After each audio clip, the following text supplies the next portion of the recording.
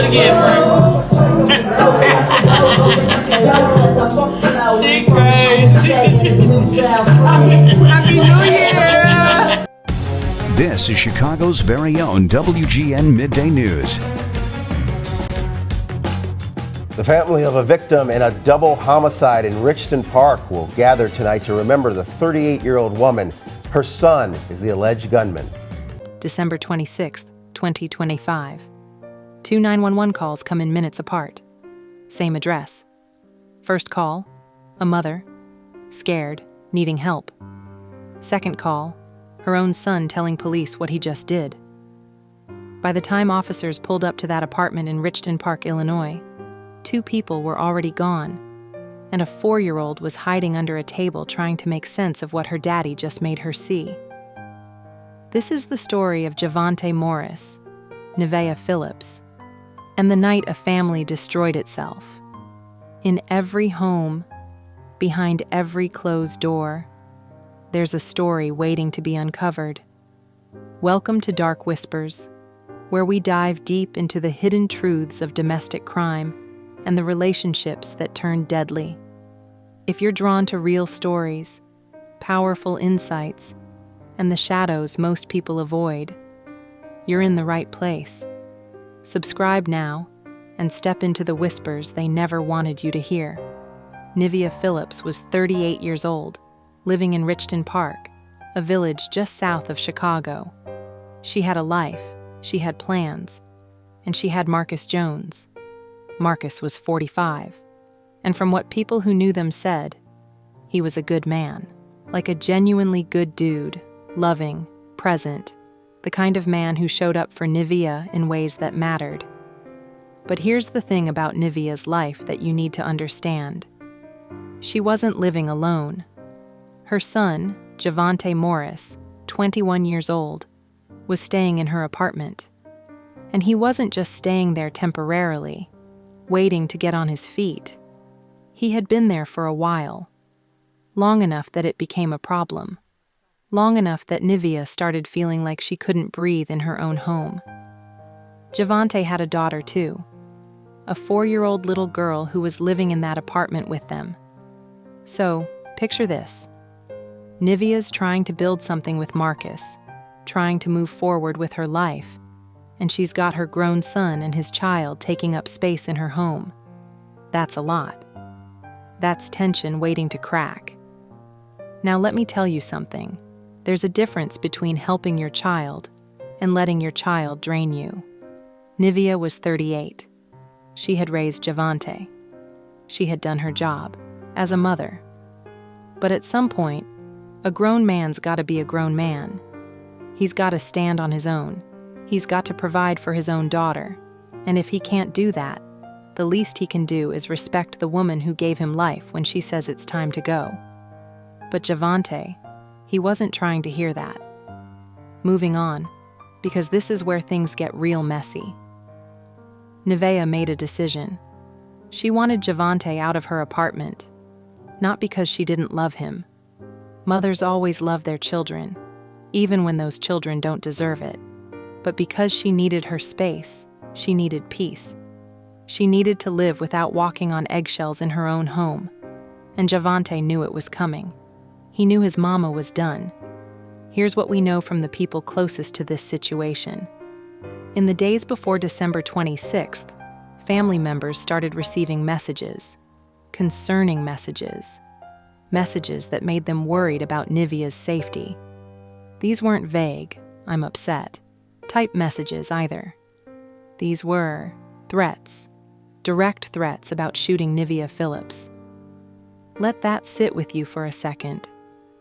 Javante Morris was out here telling people, his own family, that he was thinking about shooting his mother, and they were scared enough to take it seriously, scared enough to reach out, scared enough to try to warn somebody. But hey, what do you do in a situation like that? You can call the police, sure, but what are they going to do before something actually happens? You can try to talk sense into somebody, but if they're already at the point where they're threatening to kill their own mama, what words are going to reach them? The tension in that apartment must have been suffocating. Nivea going to bed every night wondering if her son was really capable of hurting her. Marcus probably trying to protect her, trying to be a buffer, but knowing he's stepping into something dangerous just by being there. And Javante feeling like he's being pushed out, feeling whatever twisted resentment was, growing inside him. And instead of being a man about it, instead of just leaving, he's sitting there planning something evil. Girl. The days leading up to December 26th must have felt like holding your breath underwater, waiting to see if you're going to make it to the surface. Christmas had just passed. 2 days earlier, people were probably trying to celebrate, trying to keep some kind of normalcy despite everything falling apart. Maybe they opened gifts, maybe they pretended things were okay, but underneath all of that, everybody knew something was coming. December 26th started like any other day, but it wasn't going to end that way. Because when you ignore warning signs, when you hope things will just work themselves out, when you pray that someone you love won't actually do the terrible thing they said they would do, sometimes you end up being wrong. And on this night in this apartment on Jackson Court in Richton Park, all those warnings, all those threats, all that fear that family members had been carrying, it was about to become real. The exact details of what sparked the final argument aren't completely clear, but what we do know is this. Nivea Phillips was trying to get Javante out. She was attempting to remove him from her home. That's what this came down to. A mother telling her grown son that he couldn't live with her anymore. That's it. That's what cost 2 people their lives. Around 6:30 in the evening, Nivea called 911. She needed help. She needed somebody to come to that apartment and make her son leave before things got worse. But here's the tragedy. It was already too late. Whatever was about to happen was already in motion. The call went through, but the help wasn't going to arrive in time to stop what Javante had already decided to do. Minutes later, another 911 call came in from the same address. This time it was Javante Morris on the line. And he wasn't calling for help.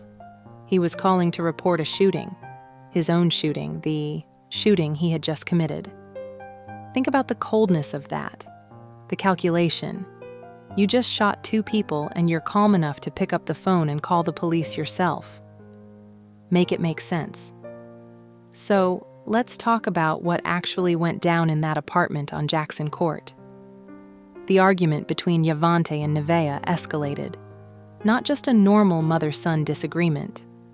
This was the kind of confrontation that happens when months, maybe years of tension finally explodes. Nivea was trying to remove him from the home. She had reached her limit. She wanted him out and she was making that clear. Marcus Jones was there too. He was Nivea's man, and he wasn't about to just stand by while this situation got out of control. But here's the thing. When you step into someone else's family drama, especially when it involves a grown man who's already made threats, who's already told people he's thinking about shooting his own mother, you're putting yourself in danger. Marcus probably knew that. He probably stayed anyway because that's what you do when you love someone. You protect them, even when it cost you everything. The fight moved to the bedroom. That's where it happened. That's where Javante Morris made the decision that there was no coming back from. He had a gun. And instead of walking away, instead of being the bigger person, instead of just leaving like his mama wanted him to, he started shooting. 5 shots, 5 shell casings left behind in that bedroom. 5 times Javante pulled that trigger. Nivea Phillips, 38 years old, the woman who gave him life, was hit multiple times. Marcus Jones, 45 years old, a man who was just trying to live his life and love this woman, was hit multiple times too. Both of them went down in that bedroom. Both of them were gone before help could even arrive. And the whole time, Javante's 4-year-old daughter was somewhere in that apartment, listening to the gunshots, hearing her grandmother screaming, watching her whole world fall apart in real time. But Javante wasn't done yet. After the shooting, after he had just murdered 2 people, he didn't stay there. He didn't try to help. He didn't break down in shock or regret. No, he walked out of that apartment, left the gun in the living room, left his daughter in there with 2 dead bodies, and he called 911 like he was reporting something that just happened to occur, not something he caused. The operators kept him on the phone while officers rushed to the scene. And Javante, he just walked away from Jackson Court, away from what he'd done, and posted up behind a garage on Canterbury Court, less than a mile away, just standing there, waiting. When police pulled up to that apartment complex in Richton Park, neighbors were already outside. They had heard the shots, loud, unmistakable. One neighbor later said the screams were what really stuck with them. Not just the gunfire, but the screams that came with it. Officers entered the apartment, and what they found was every first responder's nightmare. 2 bodies, Nivea Phillips and Marcus Jones, both unresponsive, both with multiple gunshot wounds. The bedroom was a crime scene. Blood, shell casings, the aftermath of rage and violence. But then they heard something.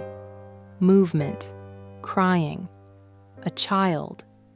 They found Javante's 4-year-old daughter hiding under a table, unharmed physically but traumatized in ways that child is going to carry for the rest of her life.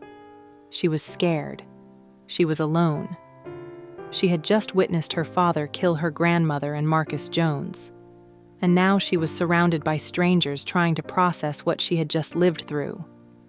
The officers tried to comfort her, tried to get her somewhere safe, but they also needed to know what happened, and this baby, this 4-year-old, had to tell them. She had to put into words what her daddy did. She told them there was an argument. She told them her grandmother was trying to make her father leave. She told them her daddy shot her grandmother. She told them her daddy shot Marcus too. Period. A 4-year-old had to be a witness to her own father's evil. The evidence told the same story her words did. 5 shell casings recovered from the bedroom where Nivia and Marcus were found. A handgun sitting in the living room right where Javante left it after he was done. No attempt to hide it. No attempt to cover up what he'd done. Just left it there like it was nothing. And Javante, he was exactly where he said he'd be. Officers found him standing behind a garage on Canterbury Court, less than a mile from the apartment. He hadn't run far. He wasn't trying to escape. He had called the police himself, stayed on the phone with them, and waited for them to come get him. Some people might think that means he felt remorse, that he immediately regretted what he did. But let me tell you something. Remorse doesn't shoot someone 5 times. Remorse doesn't leave a 4-year-old in an apartment with dead bodies. Remorse doesn't make threats about killing your mama for days before you actually do it. That wasn't remorse. That was control.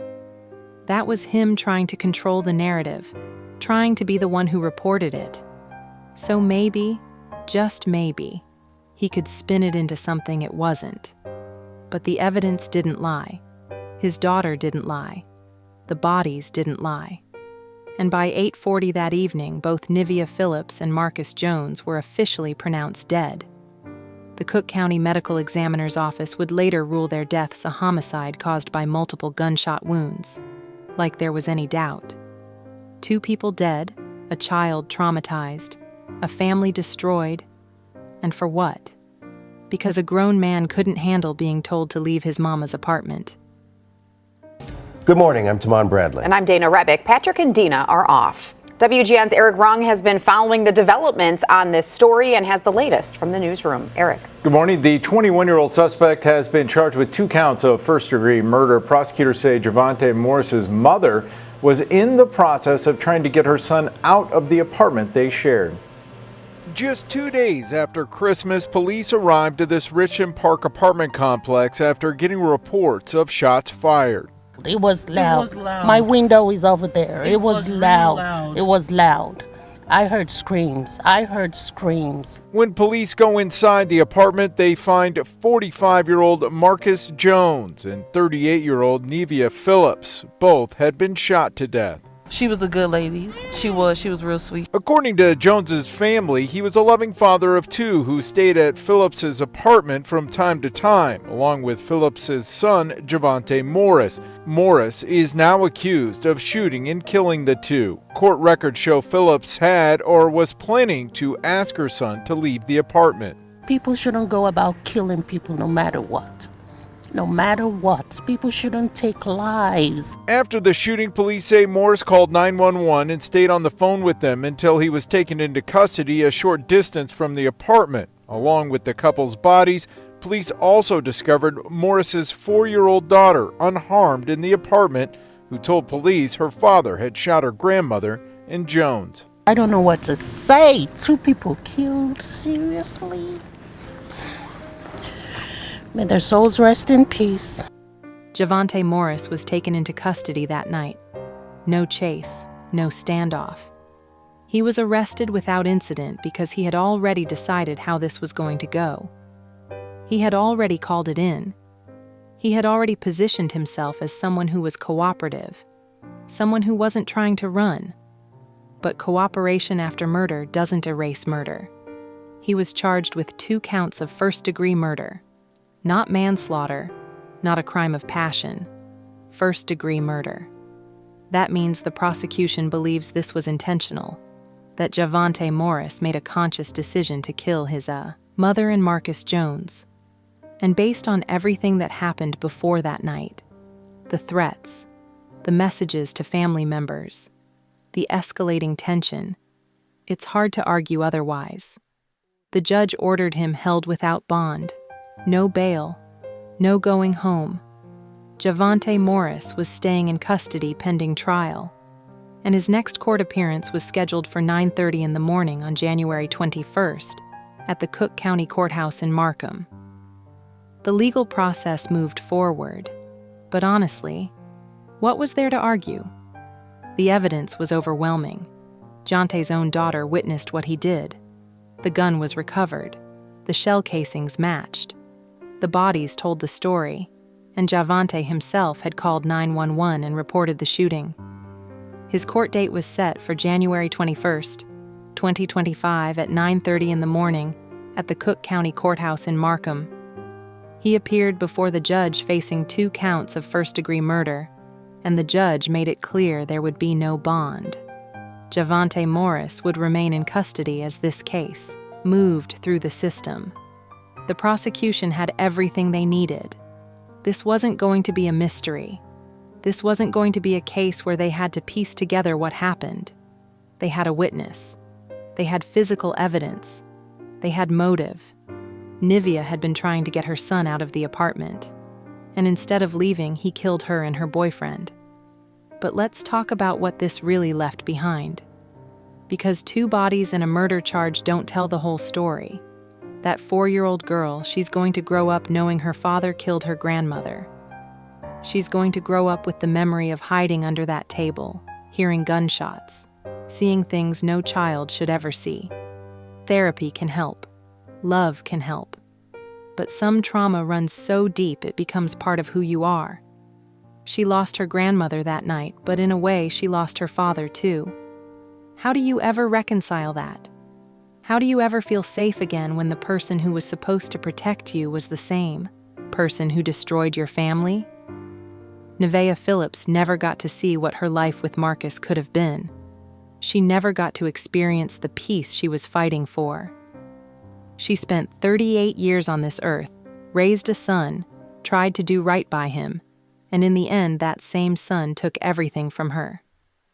She was trying to set a boundary. She was trying to reclaim her own space, her own happiness, and it cost her her life. Marcus Jones was just trying to love somebody. That's it. He was 45 years old, described by people who knew him as loving, as present, as a good man. He stepped into Nivia's life, and he stepped into her situation with her son. and he paid for it with his life. He didn't pull a trigger. He didn't make threats. He was just there. And that was enough for Javante to kill him too. The family that Nivea left behind had to process the unthinkable. They had received those threatening messages. They had been worried. They had tried to sound the alarm, but what could they really do? You can't arrest someone for saying they're thinking about hurting somebody. You can't force someone to get help if they don't want it. And now they're left planning funerals, raising that little girl, and living with the guilt of wondering if there was something more they could have done. The neighbors on Jackson Court in Richton Park heard those gunshots. They heard the screams. They're going to remember that for the rest of their lives. One neighbor said it was loud. Another said they heard screams. Those sounds don't leave you. They stay with you long after the crime scene tape comes down. And the community, this is Richton Park. This is a place where people know each other, where families live, where children play outside. And now there's this story attached to it. A son killing his mother. A child witnessing it all. It becomes part of the fabric of the neighborhood, whether people want it to be or not. Here's what we're left with. A mother is dead because she tried to set a boundary with her grown son. A good man is dead because he loved that mother. A 4-year-old is traumatized for life because her father chose violence over accountability. And a family is shattered because one person couldn't handle being told no. Javante Morris sits in a cell awaiting trial. And the only question left is why? Why couldn't he just leave? Why couldn't he be a man and figure out his own life instead of leeching off his mama? Why did 2 people have to die because he couldn't handle rejection? But maybe the better question is this: how many warning signs do we ignore before tragedy happens? Family members knew Javante was making threats. They knew he was talking about shooting Nivea. They were concerned enough to reach out, but the system doesn't intervene on threats alone. And by the time intervention could happen, it was too late. Nivea Phillips deserved to live her life on her own terms. Marcus Jones deserved to grow old with the woman he loved. That little girl deserved to grow up without this weight on her soul. But none of them got what they deserved because one person decided his anger was more important than their lives. December 26th, 2025. 2 days after Christmas, 2 lives taken, 1 family destroyed. And for what? Because a grown man couldn't handle being told to leave his mama's house. Make it make sense. Sometimes it looks like a son who refuses to let his mother move on. Sometimes it looks like threats that people hope won't become real. And sometimes it looks like a 4-year-old hiding under a table trying to understand why her daddy just killed her grandma. Rest in peace, Nivea Phillips. Rest in peace, Marcus Jones. Your lives mattered. Your story matters. And the people you left behind will make sure you're not forgotten.